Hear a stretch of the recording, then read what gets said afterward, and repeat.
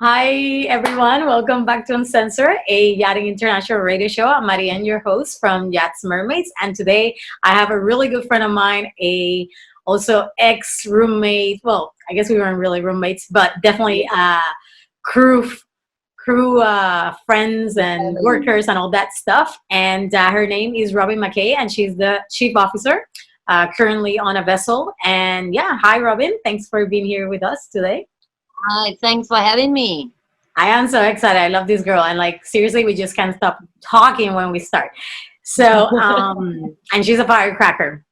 So like usually this is a very intuitive show, as you guys know, and all that. But like, for me, it was very important to talk with Robyn about female crew in the industry, especially in the deck side of things, or at least the perspective of somebody who's a female on the deck. And there's a lot of talk, and people have asked me in interviews and stuff about what's my perception of the struggle, if you may, that female crew have to go through in order to get where men get so easily. So we're talking about on deck, like being a captain and all that. So Robyn, when I say that, like, what comes up for you? I don't want to disregard the fact that there is a percentage of sexism that exists, but it's the same as any scope of working fields or industries. If you are worth your salt as a crew member or as an employee, you won't fall product of sexism. For example, take sports, and I think it's also up to some women who want equality have a little bit of an unrealistic expectation. They almost want forced equality as opposed to earned equality, So take something like tennis, for example. If female tennis players want to earn the same as male tennis players, they have to play 5 sets of tennis. You can't play less sets and then expect to get the same kind of money. Same with CrossFit. If you want to earn the same money, you have to lift the same weights. And if it's not designed like that from the organizations, then potentially they need to reassess the system. But at the end of the day, I do see a lot of people coming across and saying, oh, they're not getting these jobs because of sexism. And especially on deck, unfortunately, I've come across a lot of women who let the men take the heavy lifting, for example, and you can't do that, especially as a woman leader on deck. You actually have to do the dirty work. For any leader, you have to do the dirty work first, so that when you ask your juniors or those people below you, they know that you're asking them not because you don't want to do it. You're asking them because you have more important things to do. But you have to earn the respect of crew members. And the same with males on deck. Men are often gentlemanly, so they will offer to carry the heavy things, but that's not going to earn you any respect, and that's not going to earn you equality. You've got to do the grunt lifting, and then once you've kind of earned your place and everybody finds their niche, then you peel off and people do what their expertise are or what other things are. But I do find a lot of, unfortunately, women who claim sexism in yachting are the kind that do let the guys take over and do the heavy lifting and stuff, And I just, I want to make it clear, I'm not disregarding the fact that it exists, but I personally can say I haven't noticed it in my career, because if you're worth your salt and you put in the groundwork and you build a good reputation for yourself, you're going to be hired. And I just also, there's another little facet of it that I believe that gets neglected, is that sometimes being a female on deck, you get benefits that the men don't get because you're a woman, and people forget the good things. Like I remember when I was captaining an 82-foot boat, I pulled into the dock and I docked the boat and I got off the boat. And all these passers-by were like, oh my goodness, high-fiving me. They were like, a woman docking a boat, that's exceptional. But that would never happen if it was a man on as a captain, because they just would expect the guy to be able to dock the boat. So, you have to look at the other side, the benefits too, I mean, technically, a captain should be able to dock the boat without praise, So to be able to see somebody and say, oh my goodness, I've never met a female captain, you dock the boat so well, that's a perk.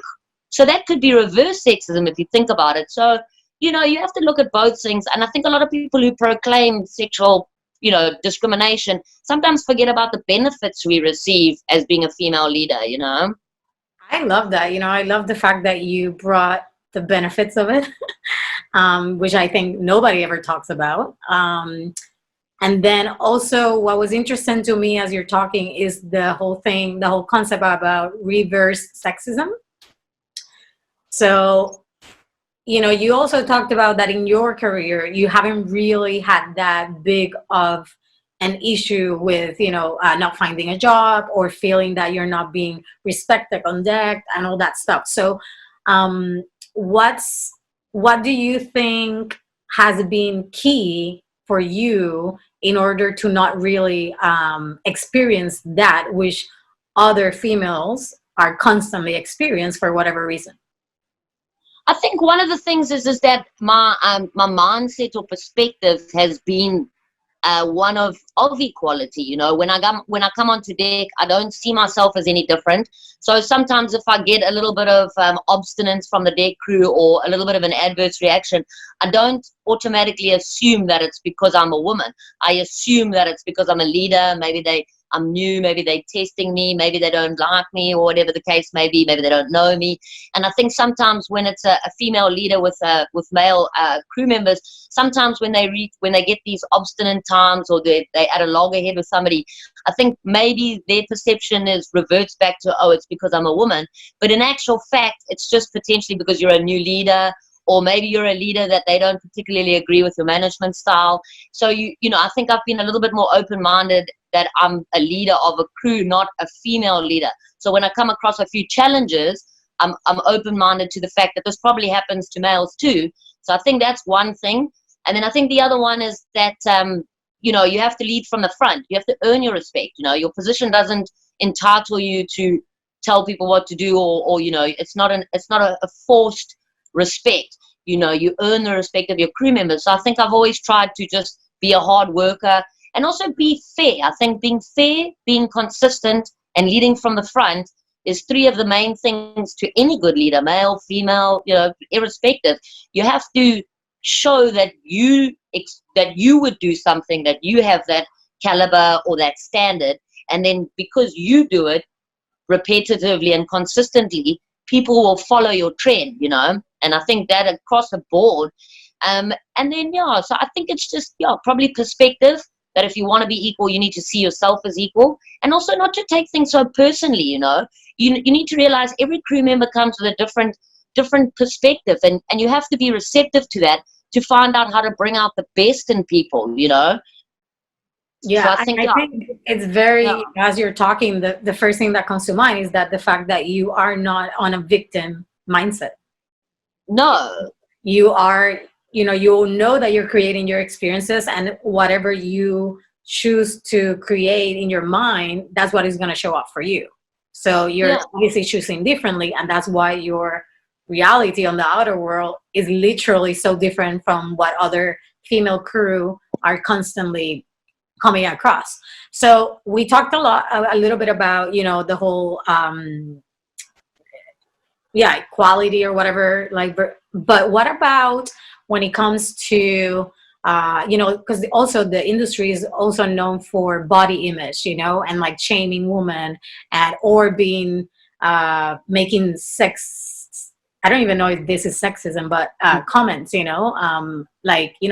about your ass and stuff like that. Like, as a woman on deck, because obviously stewardesses is a very common thing, because the paradigm is that they're there to entertain, and part of entertainment, well, the sexual energy it's also part of it, I guess, in a sense, and obviously the mindset of the person and all that stuff. So what about that facet for a deck female crew member? Do you guys even encounter that? I mean, I like I said, I personally haven't experienced it. I would imagine that some of it does exist, but it exists between the guys too, I mean, to be honest with you, deck work is physical work, and I like to keep physically active. I like to be fit, not just for my job, but for my life as well, healthy body, healthy mind. And I also think about it from a safety perspective. If you're working with really, really overweight people, or people with medical conditions such as high blood pressure or bad cholesterol, these things, who do you want to save you, So I think from a broad, you know what I mean? It's true though, or if you've got to rescue somebody from a fire and they hugely overweight, they're jeopardizing their own lives, So I personally like to keep active and keep fit. I like my deck crew to somewhat be physically active and fit too.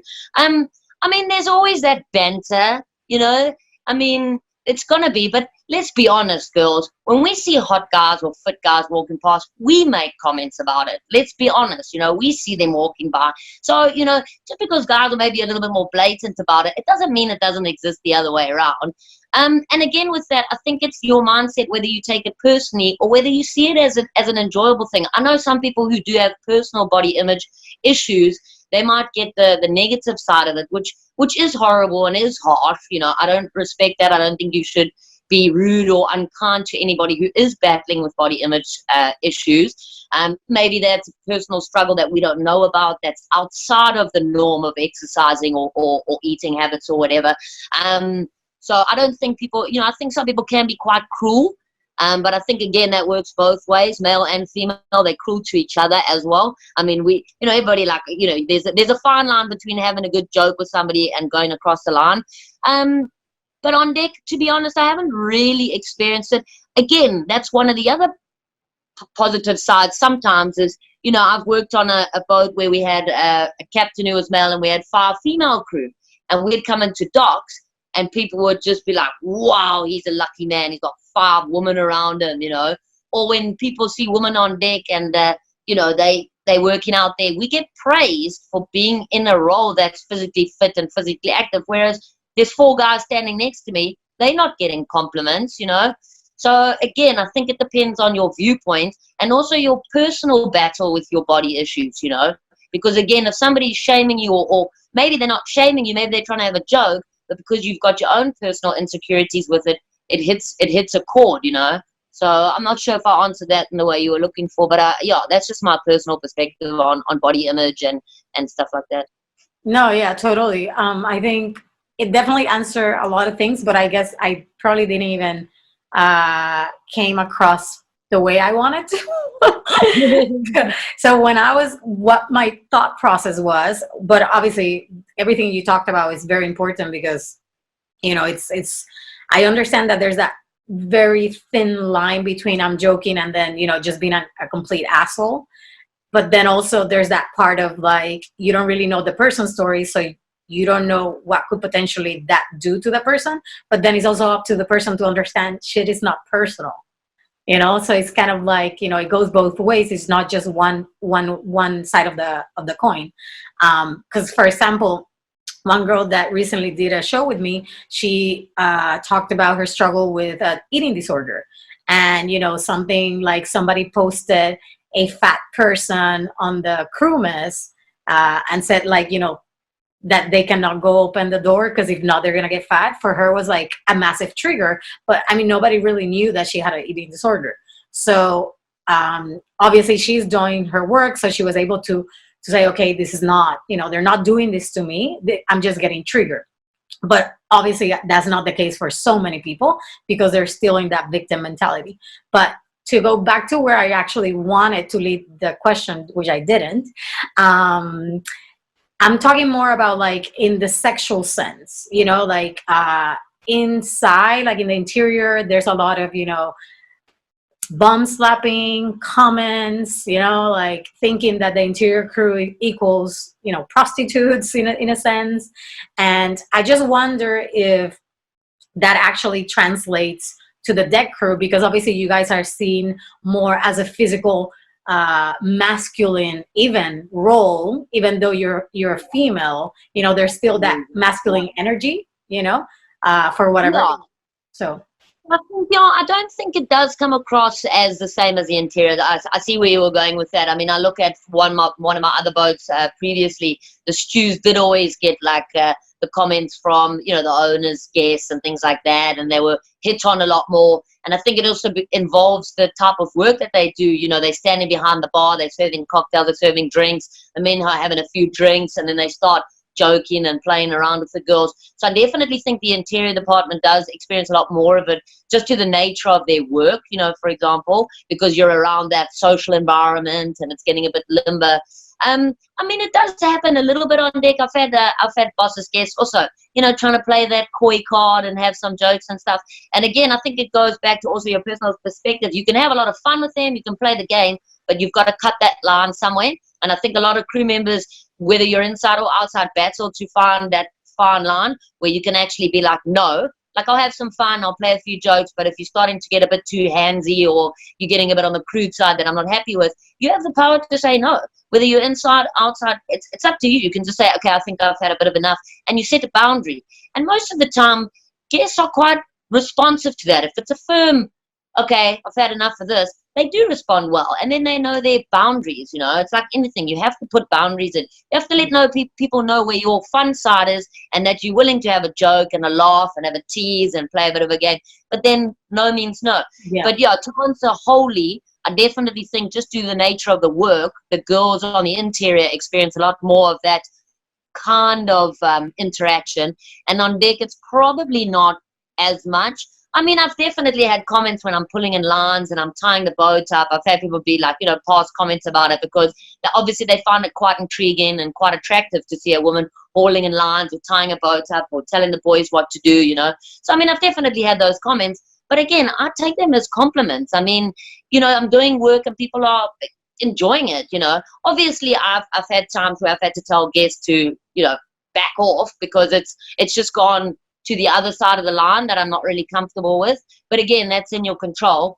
And I think on deck it's a little bit less on the sexual harassment side than the interior. But I also find that potentially deck girls are not really afraid to say no.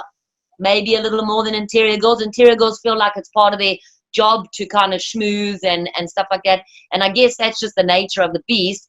But yeah, maybe, yeah. No, I totally agree with you. And I think, I've been in the interior for way too long. And, and honestly, what I have found is that energetically, because I always knew my boundaries, I didn't even have to say it to guests. It was something that they could understand. And we would go, and they knew exactly where to stop before I even had to say anything, because I was so clear in my boundaries that they couldn't not see them. And I think that when people have those sexual harassment issues and stuff, is because they probably don't even know. And obviously I'm not saying this is the case for everybody, but this is one of the main things that I have seen, that people don't know their boundaries. And because they don't know their boundaries, the boundaries either completely nothing, like stop, like a wall, or hey, I'm open, like completely open. Yeah. Yeah. So, and I definitely agree that inside you are more in the entertainment side of things, especially with the whole cocktails and all that stuff. And that definitely, can lead into certain ways.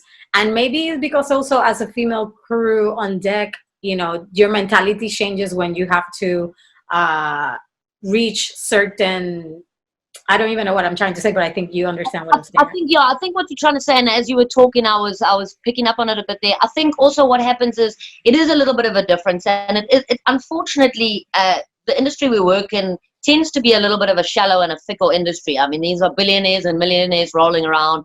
I mean, I've seen captains swap CVs, blonde girl for brunette girl. I've been at the dock when they're like, we want 4 natural blondes, or we only want Eastern Europeans. I mean, unfortunately, that's the nature of the beast of this industry. We get paid what we get paid because rich people have a lot of money and they want to play on their toys. So you do know beforehand what you're signing up for. And I think what you were trying to get at is that, from the, like you say, the interior crew is there for entertainment.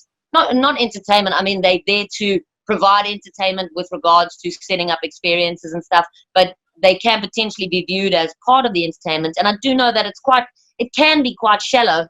The bosses do enjoy attractive girls. Sometimes there's size discrimination, which I don't agree with. But again, we're in a rich man's playground. You have the job because people are rich. So if they have a preference, then you hired or you're not hired. So I think from an interior perspective, girls are screened a little bit more based on physicality and looks. It's sad to say it. Not always. I mean, experience is experience, but it does happen. Let's be honest. People are screened for their looks and their size. And I think maybe a little bit of a difference on the deck side is we're screened for our ability to keep people safe, ability to navigate, and ability to run deck operations. So those are our primary, job description. So that's irrelevant of how you look, I mean, there's definitely captains who pick pretty girls on deck too. Let's not be wrong. But I think just due to the nature of our work, we aren't necessarily screened via our looks or our body sizes we're screened for our capabilities to run the operational side and the safety side and the navigational side. So I think there is a difference there. So maybe we don't see that side as much as the interior because, you know, we screened a little bit differently. Yeah. No, I mean, I think you hit the nail on the the thing on the nail. And so, yeah, totally. I mean, I definitely agree that probably ones are being more screened by the looks and the other ones by their skills, although that's not the case for obviously every vessel. Yeah. And I also think that that's part of where we are in society as well. You know, like, you know, until each individual doesn't transform that mentality that, you know, I'm not skillful enough, or they're not looking at my skills, they're looking at my face, then that cannot change, because then outer you world are has to going to reflect what you believe.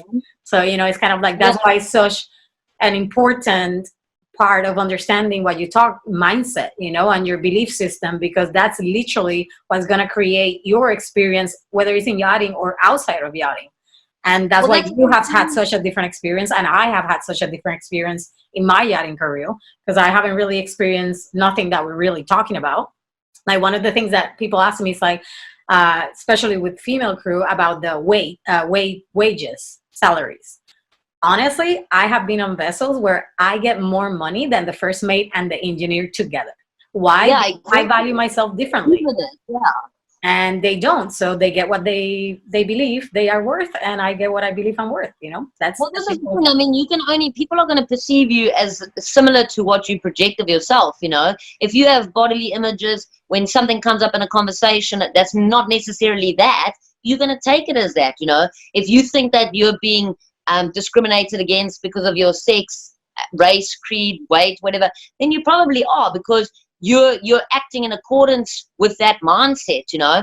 But if you're out there and you're presenting your true self, you're who you believe you are, you know, that you're capable, you're talented, you're enough, you're skilled enough, then that's going to start translating across, and it comes out in the way that you communicate effectively. Like when you're in interviews, you know, it's so many people think it's about what we say, it's about what we don't say, or it's about when we talk about things that nobody asked us about. People wonder why you're bringing that up, and our facets of how we believe in ourselves comes out in how we present ourselves. So if you're thinking of yourself in a certain way in a diminished capacity, you're only diminishing yourself, and people are going to see that. You know, you have to present yourself in the manner that you believe you are, you know. And if you don't believe you're a certain way, then you need to figure out how to change that to believe in yourself and accept who you are, you know. Like, you're epic, you're enough, you're perfect, you're imperfect, and then you're compassionate or content.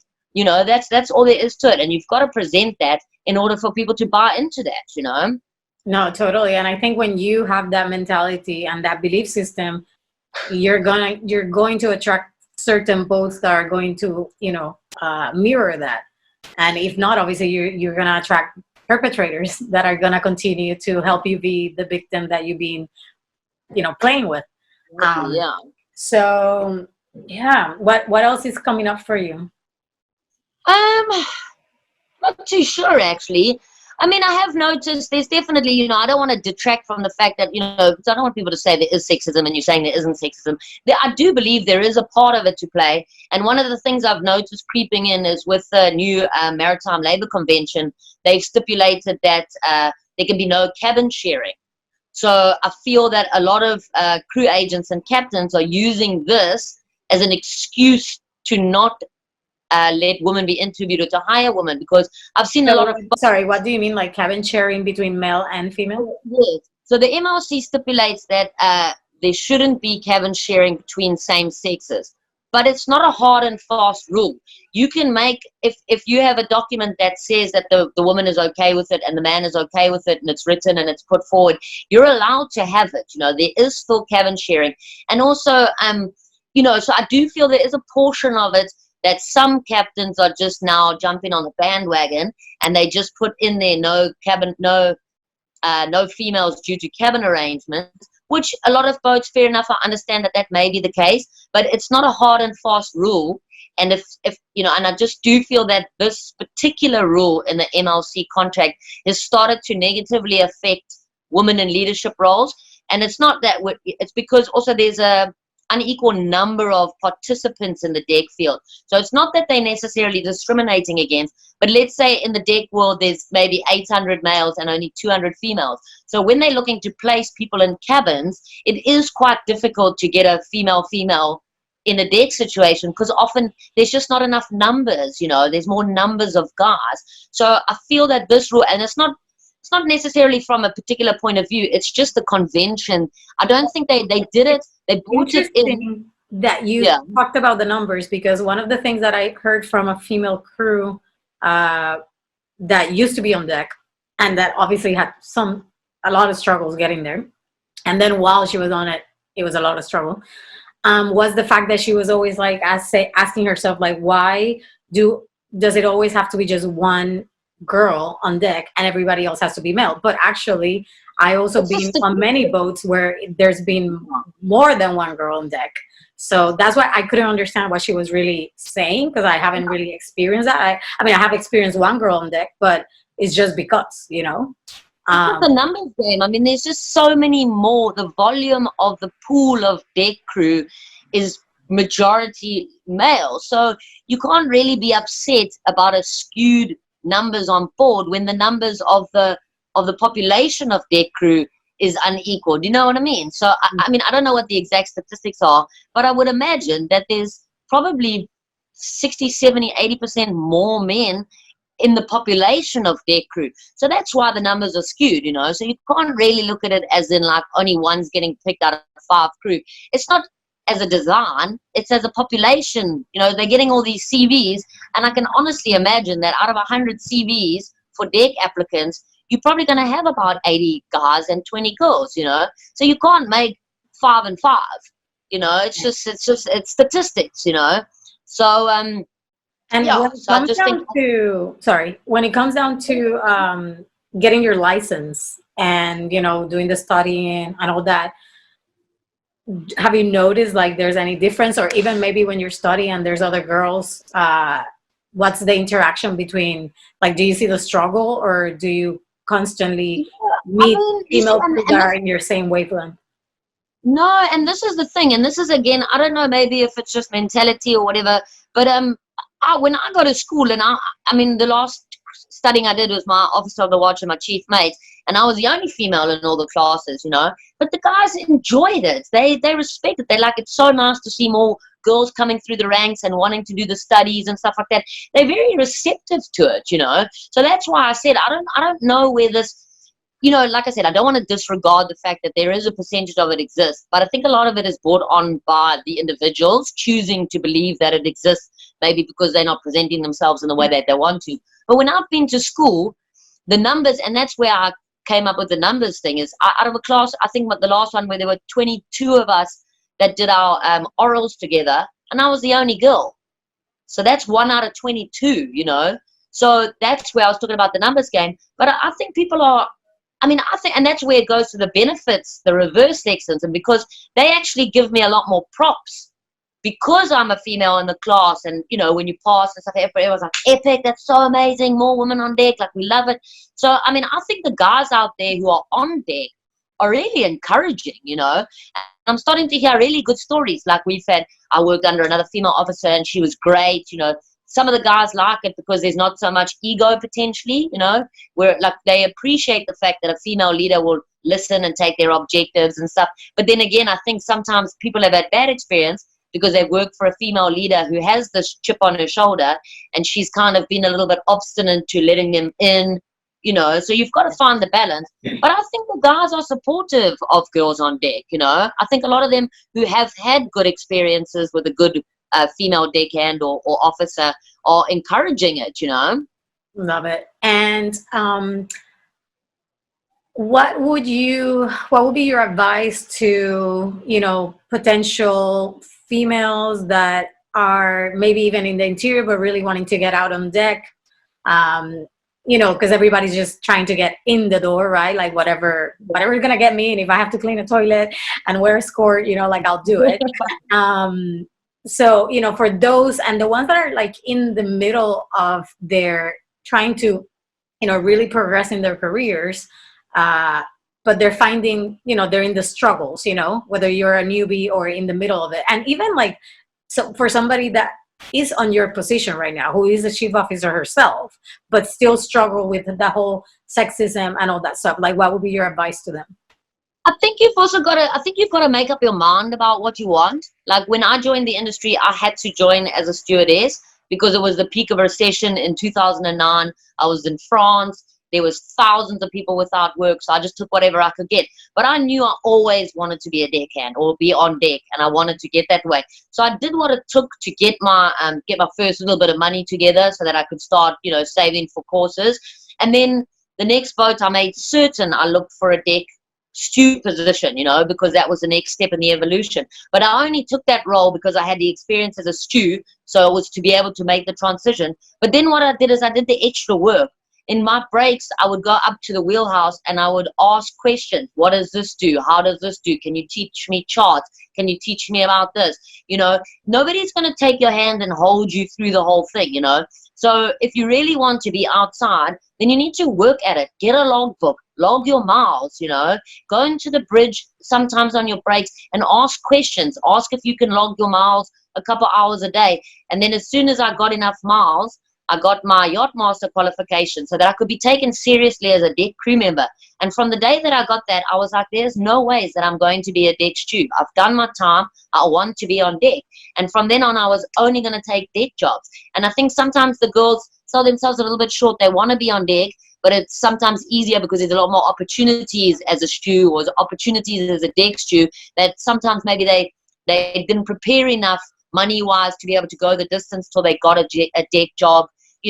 So I think if you really want to be on deck, you have to be determined and you have to make up your mind. You have to want it and then start facilitating it. Get a logbook, get your qualifications, save the money, do the efficient deckhand course, start doing your deck courses, because that's what people want to see as well. Like a lot of people look at officers and they think that you've just worked your way up from a deckhand, but we've had to do the education part of it. I mean, it costs a lot of money to do those deck courses, so that's why some people don't choose to do it. But if you want to be outside, you've got to do the work, And then for those girls who are in higher positions who are potentially struggling with it, you need to ask yourself the question, are you being the type of leader that you would want to work for?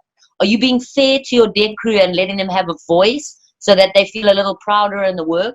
Or are you telling them what to do, Have you also led from the front? In the sense that you've done the dirty work, you've lifted the heavy weights, you've been outside for the wash downs, so that they're present with you. Because if you only tell people what you expect to do, but they've never seen you do it, like you make them go back and chamois up the watermarks, they think, oh, it's so easy, you haven't done this. But if you show them that that's the standard you like to keep, they can't refute it because they learn from you. So I think if people are struggling as a woman in a higher position, you need to ask yourself the question, am I inside too much on the bridge?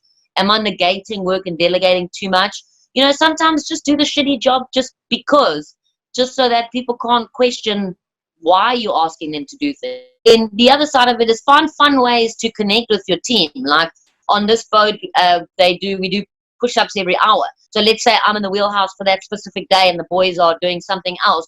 We meet every hour. We do our push-ups, as many as you can, and then we go our separate ways, have a high five, something to keep us part of a team, So if anybody's struggling out there, you just got to find a way to not see yourself as different, number one. That's the biggest one. And the other one is just find some icebreakers, go have some fun, have a beer with your guys after work, maybe, do the push-up thing, Awesome. I think that's really good advice for newbies. And I think, what you talked about, clarity is key. And then actually having that drive to follow through, because being a deck, it takes a lot of time, money, and a lot of relentless want to get where you want. And this is all not just for female, but for anybody who wants to be a deck. Yeah. And obviously, if you're already done that work and you're on the other side and you're leading, then kind of going back and pointing the finger at yourself and saying, where am I leading from, and getting again clear on where you're at and see what improvements you can actually do instead of just pointing the fingers constantly Because you have to remember where you started, you know, what did it feel like when you were just told what to do and you saw your officer just lazing about or whatever, you know. People often forget as they move up the ranks, they forget what it was like to be in those guys' shoes. And sometimes you're having shitty days and you've had to do the same job for weeks and weeks. You know, change it up a bit. Show them things that maybe it's not in their scope of things at the moment, but that they can further their education too, you know. You can't hold all the cards for yourself. You know, just a little bit of integration, a little bit of thought to what they're going through and how you can kind of navigate around it. Like, I believe that we're not here to make problems, we're here to make solutions. So you've got to figure out a way to facilitate things mainly, you know. I love that. Love that. Well, thank you, Robyn. As usual, as always, really, it's amazing. And I love, because, you know, we don't really talk about this stuff when we talk about, you know, our personal stuff. We just go into other stuff. But I like that we were able to do this, because I love the perspective that you always come from. And I think that is very important for other female crews to hear it, you know, so they can probably resonate or learn a few things from you. And yeah, I know somebody's bugging you around there. So it's so funny because of the way that somebody walked past earlier and they said, "Oh, can I come past?" I said, "No." And then also I keep looking at your face instead of the camera, because I'm not used to just staring at a camera. So if I look like I'm looking over there, it's actually looking at you on my screen. Awesome. Well, thank you again for showing up and, you know, giving us your time. Truly appreciate it. So everybody, Robyn Mackay, and under the video you'll have her contacts, probably just the email, just in case you know, have any questions or anything like that that you may touch base. Feel free. Yeah, touch base with you. And yeah, that's a wrap. And thank you for having me. Yeah, thank you for showing up. Go for it. If you want to be on deck, go for it. Just do the work. It's epic. Awesome. Love it. So yeah, that's it. This is Uncensored, a Yachting International radio show. I'm Marianne from Yachts, Mermaids, and